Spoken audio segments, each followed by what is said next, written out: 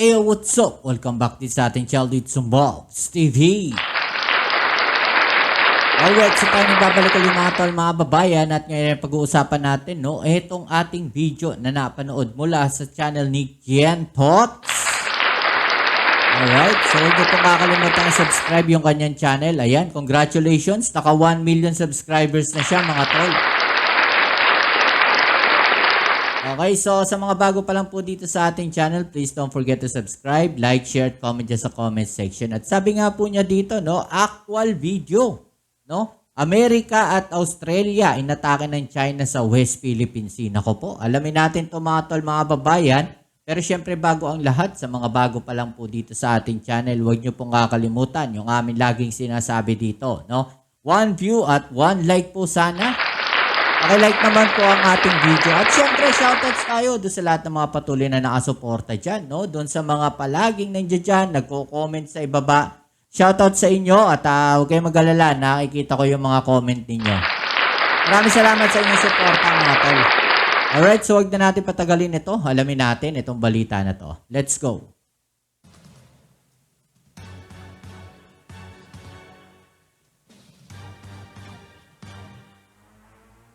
US Air Force at fighter jet ng China nagkaengkwentro habang nagmo-monitor malapit sa West Philippine Sea. Ang sistema mga kabayan, pinaputukan na nga ay muntik pang banggain ng Chinese fighter jet ang military aircraft ng Amerika. Actual video footage sa buong pangyayari inilabas ng Pentagon para ipakita sa buong mundo kung paano isinasagawa ng China ang kanilang mga delikadong aksyon at pangharas sa bahagi ng Indo-Pacific region.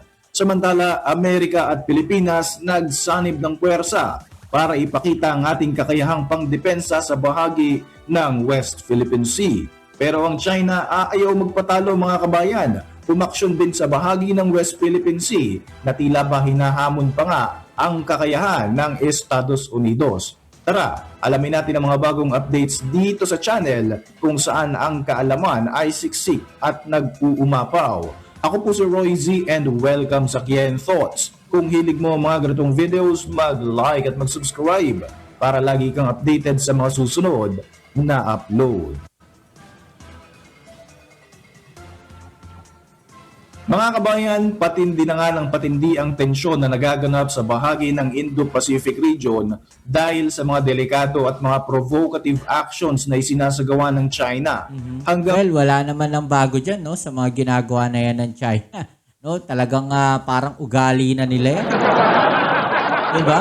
Hindi lang po dito sa West Philippine Sea. Hindi lang po dito sa Southeast Asia, sa South China Sea. No, hindi lang po dito sa lugar natin. Umabot na sila hanggang doon sa lugar po ng Australia at New Zealand mga to. At kung saan saang lupa-lupa hanggang sa Argentina, umaabot yung mga kalokohan ng China na yan, di ba? Sa kasalukuyan ay nananatili pa rin ang presensya ng mga naglalakihang barko ng China Coast Guard sa loob ng exclusive economic zone ng Pilipinas at sobrang lapit na nga nito sa baybayin ng probinsya ng Zambales. Isang bagay na hindi nga nagugustuhan ng Amerika dahil ito ay isang illegal na aksyon sa parte ng China base sa international law. Dahil nga rito ay patuloy lamang na tumitindi ang iringan sa pagitan ng Washington DC at ng Beijing. Dahil dito ay nagsagawa ng Joint Maritime Drill and Air Drills ang US Carrier Strike Group kasama ang Philippine Navy sa bahagi ng West Philippine Sea. Pinangunahan nga ito ng aircraft carrier ng Amerika na USS Carl Vinson. Kabilang dito ang USS Princeton, USS Esteret, isang MH-60 Seahawk helicopter, isang V-22 Osprey helicopter at 2 F-18 Hornets. Idineploy naman ng Pilipinas ang BRP Antonio Luna, BRP Andres Bonifacio, 2 FA-50 aircraft at Philippine Air Force Search and Rescue Assets. Naganap ang kauna-unahang maritime combat exercises ng Amerika at Pilipinas malapit sa Zambales kung saan nananatili pa rin ang presensya ng China Coast Guard vessels. Nakikita ng Philippine Coast Guard na ninonormalize na nga nitong China ang mga ganitong aktibidad malapit sa Bajo de Masinloc o Scarborough Shoal para takutin ang mga mangingisdang Pilipino na pumalaot sa teritoryong ito. Actually, yan yung nakikita nating strategy ng China, mga tol, no? Yung ginagawa nila, gusto nilang ipakita na normal lang para sa kanila, no? Para ma-set nila, no, yung isipan ng mga tao, no, nung kanilang mga mamamayan at ng mga nakakapanood sa buong mundo nung kanilang mga ginagawa. Gusto nilang i-establish, gusto nilang sabihin, gusto nilang ipakita sa buong mundo na talagang kanila yung lugar na yon dahil normal lang para sa kanila yung pagbabantay doon. Diba? Yan yung nakikita natin. Sa kabila ng tumataas na tensyon sa rehiyon dahil nga sa mga mapanganib na aksyon ng China, paulit-ulit pa rin naman ang paninindigan ng Amerika kung saan ang mandato nga nila ay handa nilang ipagtanggol ang Pilipinas kung sakaling magkakaroon ng pag-atake mula sa Chinese Communist Party. Sa kabila ng mga efforts na ito mula sa Pilipinas at Amerika, hindi naman magpapadaig ang suwapang na China. Nagsagawa rin ng mga Joint Maritime and Air Combat Patrol ang China's People Liberation Army South Theater Command Alam sa naman bahagi natin rin yung ng mga- West Philippine Sea. Oo. Sa muling pag-upo naman ni US President Donald Trump sa White House, inaasahan ng marami ang mas lalo pang ang paglala ng tensyon sa pagitan ng China at ng Amerika. Sa ngayon nga ay puspusan ang pagpapalakas ng United States sa mga base militar sa Indo-Pacific region para masigurong mapoprotektahan nga nila ang kanilang mga kaalyadong bansa sakaling umatake na nga ng tuluyan itong China. Kabilang nga sa mga base militar na ito ay mula sa bansang Taiwan, Pilipinas, Japan at South Korea.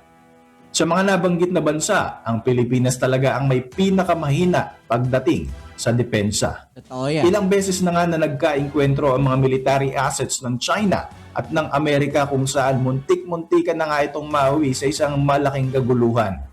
Sa inilabas na video footage ng Pentagon, makikita ang Chinese J-11 fighter jet na ito ng People's Liberation Army na lumilipad ng sobrang lapit na sa RC-135 Rivet Joint, isang reconnaissance aircraft na ginagamit ng US Air Force para mag-monitor sa galaw ng Beijing sa bahagi ng South China Sea, malapit lamang sa West Philippine Sea. Ayon sa Indo-Pacific Command, isa itong unsafe maneuver at isang provocative action mula sa China. Sinubukan nga ng US aircraft na lumayo ng bahagya sa Chinese fighter jet, pero mas lalo lamang itong bumuntot at lumapit pa nga sa puntong muntik na itong magkaroon ng collision.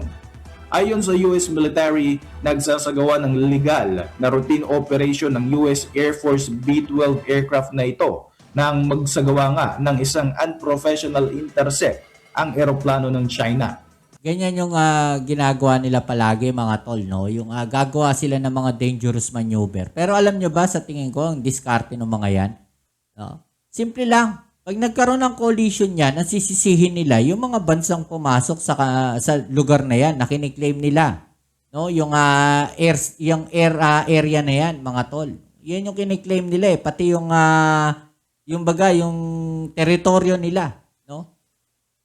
Yan yung kiniklaim nila. Yan yung pwede nilang idahilan, mga tol, mga ababayan, na kung saaling magkaroon ng collision, teritoryo nila, yung lugar na yan. No, at ang may kasalanan, itong eroplano ng Amerika at kung sino man, yun nandiyan dyan. Diba? Yan yung pwede nilang idepensa dyan. Kaya ang lalakas ng loob na itong mga to. Halos 10 talampakan na lamang ang layo ng fighter jet ng China mula sa nguso ng US RC-135 Rivet Joint Reconnaissance Aircraft. Talagang intentional nga na inilagay nito sa danger of collision ang dalawang military aircraft. Samantala, sa isa pang declassified video footage na inilabas naman ng US Department of Defense, makikita rito ang mapangahas at delikadong aksyon na isinagawa ng Chinese fighter jet laban sa US aircraft habang lumilipad ito sa bahagi ng East China Sea malapit sa Taiwan Strait. Ayon sa Pentagon, pinaputukan pa ng 8 beses ng mga flares ng China jet ang eroplano ng Amerika na talaga namang naglagay sa alanganin sa mga American assets. Tinatayang 900 feet na nga lamang ang layo nito mula sa eroplano ng China. Ayon sa US, ang delikadong aksyon at pag-intercept na ito ay ginawa raw ng PLA sa mga assets ng US kahit na legal na nagsasagawa ng operasyon ang kanilang mga eroplano sa Indo-Pacific region. Nagyayabang lang yung mga yan, mga tol. Napakita lang nila, may flare yung aeroplano namin. No? Kayo, wala kayong flare. Parang bata lang sa kanto. No? Ito ang nasabing video footage mga kabayan.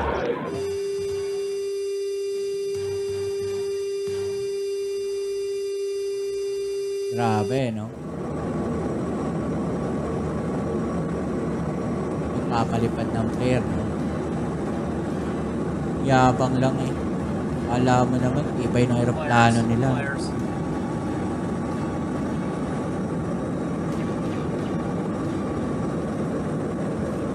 Diba? Sa isa pa ngang video footage mga kabayan ay hindi naman inaasahan ang engkwentrong ito ng US at China kung saan inilabas nga ito ng Department of Defense. Dito nga ay makikita na sinadya ng isang Chinese warship ang aksyon na ito kung saan 130 meters na lamang ang layo nito sa US Navy destroyer. Dahil dito ay napilitan na magbagal ng takbo ang barko ng Amerika para maiwasan nga ang banggaan habang nagsasagawa ito ng paglalayag hindi kalayuan sa bansang Taiwan. Hindi ito nagustuhan ng Amerika kaya agad silang nanawagan sa China na itigil na nito ang mga delikado at mapanghamon na mga aksyon na isinasagawa nito sa bahagi ng Indo-Pacific region. Bit naman ng China, ang Estados Unidos raw ang lumalabag sa batas at inutusan pa nga nito ang Washington DC na wag na raw itong makialam sa mga nangyayari sa rehiyon na ito. Panoorin ang video footage mga kabayan. Ayaw nilang makialam yung ibang bansa kasi alam nilang na sila ang malakas dito sa lugar na to. Diba? Ganun lang kasimple yun. Dahil pag nakialam yung ibang bansa, eh siguradong hindi nila kakayanin. Diba? Takot talaga yung China. Takot talaga yung mga yun.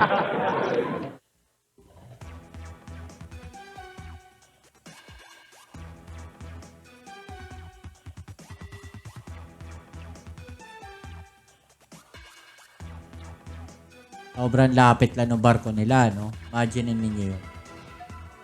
Tapos kakat pa.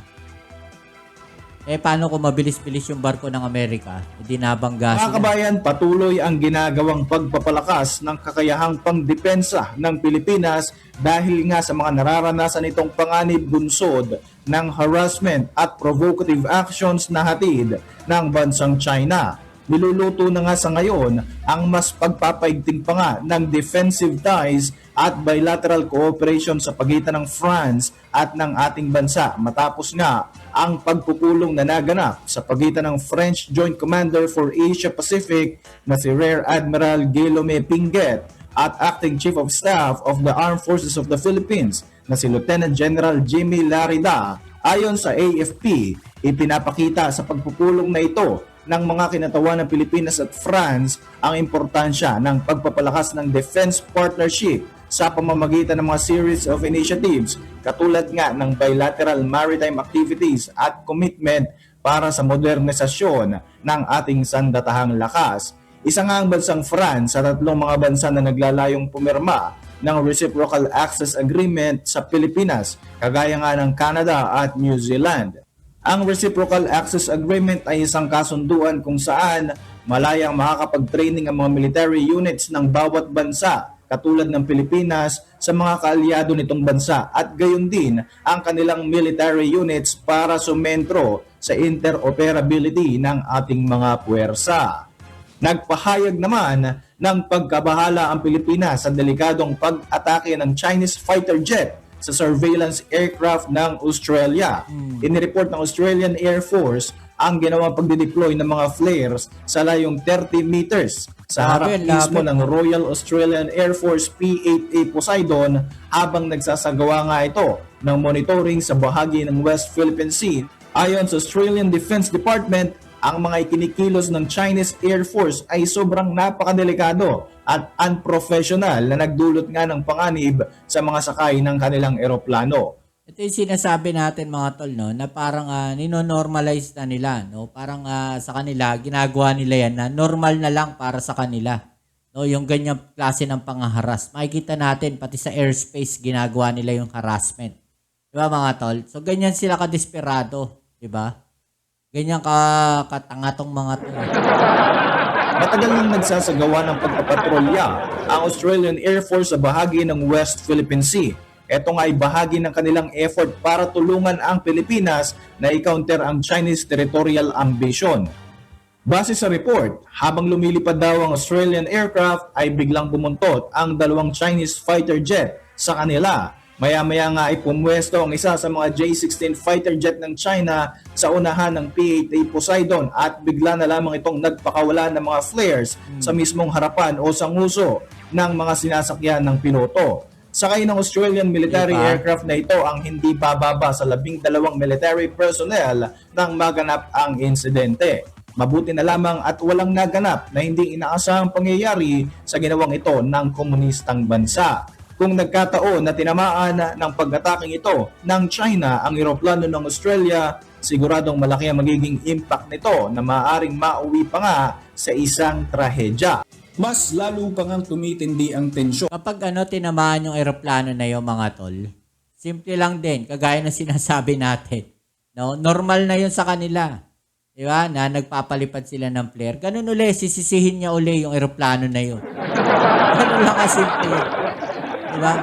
May sila meron silang lusot palagi, no? Dahil nga sinasabi nila na kanila rin yung airspace na yan. Sa pagitan ng China at sa mga bansang inaagawan nito ng teritoryo.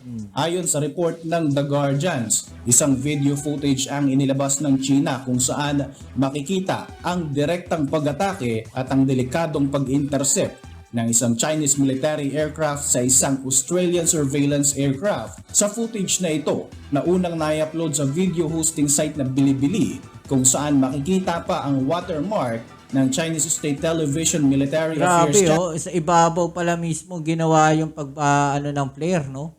Channel, mapapanood ang pag-intercept ng isang PLA J-16 fighter jet ng China sa isang Australian P-8 Poseidon surveillance aircraft. Sinabi ng tagapagsalita ng Australian Defence Force na unverified ang inilabas na video ng China at very confidential din ang mga airborne missions ng kanilang mga aircraft. Kaya naman hindi ito basta-bastang pwedeng isapubliko dahil na rin sa mga operational security reasons.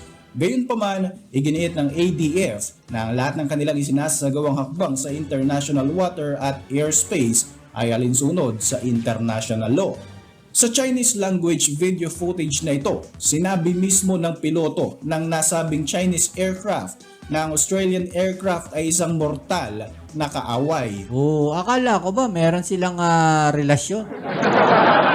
Magandang relasyon sila. Tapos ngayon sasabihin nila dito na mortal na kaaway. So makikita niyo yung mindset na ginagawa ng China dito. No, yung mind setting. Diba? Pinapalabas nila na yung mga yan mga mortal nilang kaaway. Diba? Ano masasabi ninyo sa mga balita na to mga tol? I-comment sa ibaba ang inyong mga opinion at atin yung pag-usapan. Alright?